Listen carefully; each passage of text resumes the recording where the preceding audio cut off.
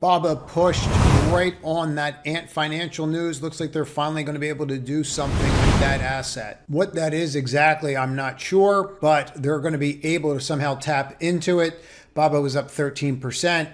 You can see the opening price, the drop, and then we just got a couple little dojis here and then a flip on the 15-minute, and then it was off to the races. We can see this move. We can see this breakout. Our next level is going to be 104.85. We're going to want to watch that level, and then we'll see how it acts at 115, 115 and a half, and go from there. The entire Macau casino sector is breaking out. The one that I'm focused on is this MLCO. They are actually the only one that's headquartered over there. What I like about this is from this little break over November 16th on, we are already hitting a 52-week high. Not many stocks can say that. So we're going to start seeing these 52-week high levels again on some of these names because you have huge bases that have been going on for well over a year. And this is one, no one's paying attention to it. And quite frankly, it's in the right spot. No one is going to benefit more from China reopening than MLCO, LVS, WYNN. It's why they're all moving up. Personally, I just like MLCO's chart better. I like the fact that we are hitting that 52-week high where the other two names are not. Tesla has just been a great trading vehicle for us in the Alpha Chasers community lately. You can see these little gaps. You can see the support and resistance levels and how they are respected. So I would tell you that patience is a virtue right now more than ever, but this was just absolutely perfect. We let it rally right up to one of our resistance lines. After we mark the line off and know where it is, we just wait for the setup. You can see the bearish engulfing right up here on the rejection.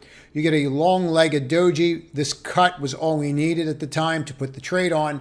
So you're basically entering this at 112 and your stop is up here. So we have 75 cents of risk at that time. The long-legged doji tells you everything you need. Whichever way the doji goes, the market goes, right? The stock will go the way of the doji. It's really that simple. If you ever look at these long-legged dojis and they move in one direction, that's the direction. Why?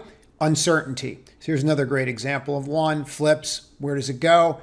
They're constant. You want to be looking for these. Anyway, you can see the breakdown. Into this, we wound up trimming. One of the core things you want to do if you are a short-term trader is you want to trim into VWAP.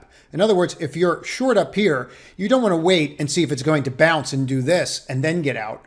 You want to get out while it's here. So you trim into it. So therefore, if it bounces back over, you're not losing money. You're at least out and you're allowing the trade to work, right? You pull something out, rallies back up, pulls right back down, trimmed again.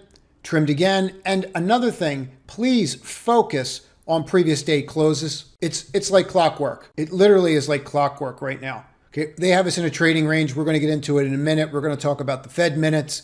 But please focus on trading ranges. They are everywhere, and it is the easiest way to trade this market. If you're trading this market right now and you are expecting some kind of large move, you got your answer today for sure. Now you can see we got right at that 114.63. If we zoom out on this, you can see the previous day high on the 28th. Just happens to be exactly where we stopped before. We're seeing this constantly, marking the previous day's highs or lows, and then marking these closing and opening are extremely telling. Yesterday when we were short this, came in short, and then others shorted it at that 117.50. Once you broke, that was it. You're into the gap.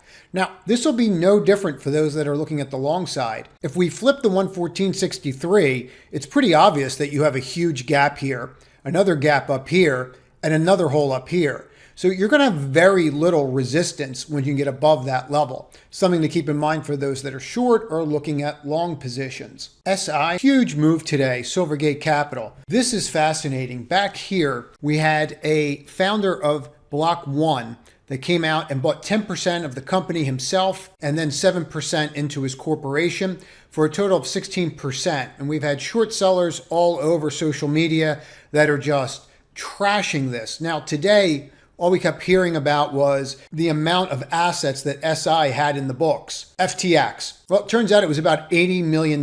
That's what they've uncovered, $80 million, which is absolutely nothing to this company. We have a founder or somebody that is very entrenched in the system that took a 16% stake right here, putting $100 million to work. We have a bunch of retail traders on social media that are basically saying it's going to zero. And we have a judge today declaring that there is only $80 million of FTX's assets at SI. And those assets have been seized, or SI has agreed to turn them over. I don't see a catalyst that's going to drag SI down with FTX right now. And the market is responding the same way. The average daily volume is 5 million. We are over 13. To put that into perspective, you traded 5 times the average daily volume today. Short interest ratio, days to cover, 4.5 days roughly. Short percent increase or decrease, we're up 36%.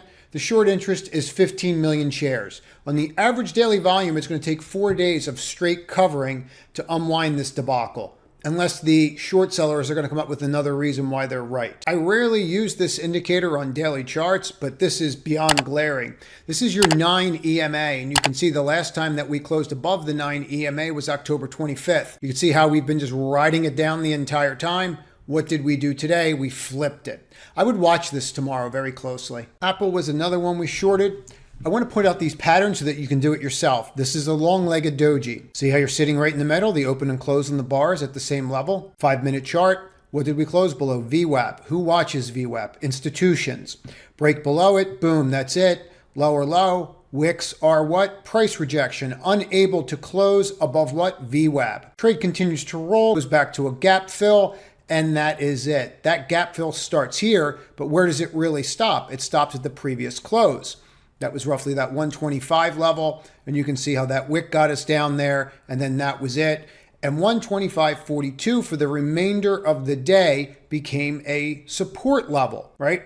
So that is exactly what's happening here, and you really need to start paying attention to it. These are becoming your next support levels. We are in a trading range. If you're not short-term trading right now, you're just probably going to get chopped up. It's very simple. Until we break out of the range on the SPY, this is what we're going to be dealing with. This is the trading range the index has been in since about the 20th, which is fairly insane that we're at this level. And there's some really glaring things here that I'm going to point out, but really you've just been between 38 to 3,900 now since December 20th.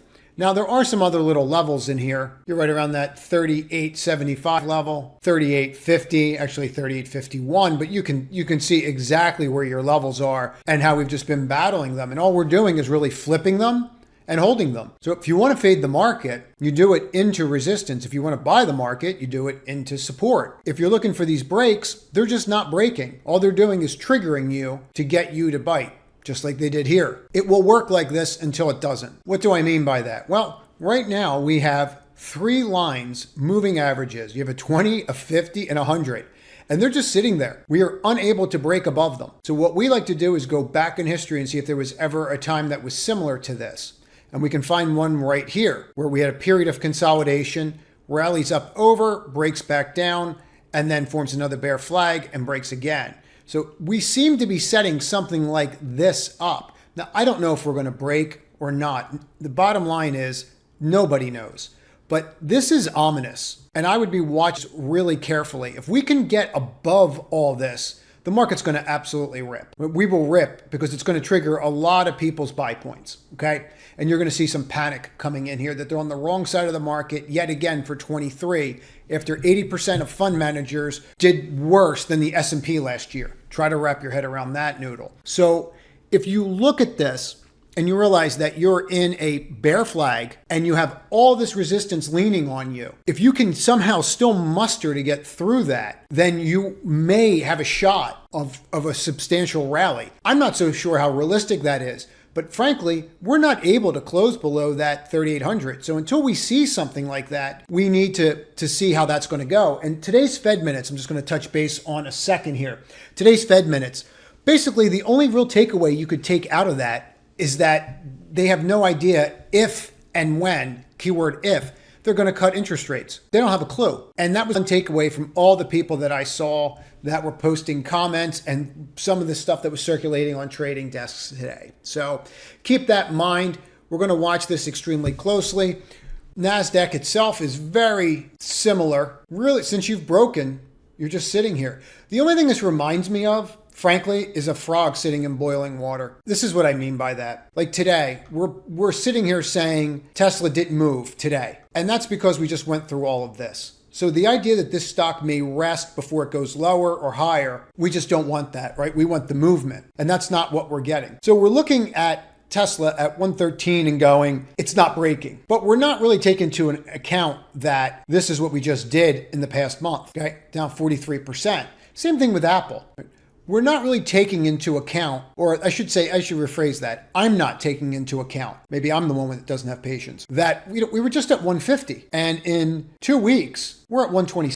So some kind of rest is not unrealistic, and maybe we just need to set expectations. I think that we had high expectations today that we would get some kind of movement on the Fed minutes, and perhaps we're going to get it tomorrow on the unemployment change or on the jobless claims number before we have to deal with Friday's data, which is going to be even more important.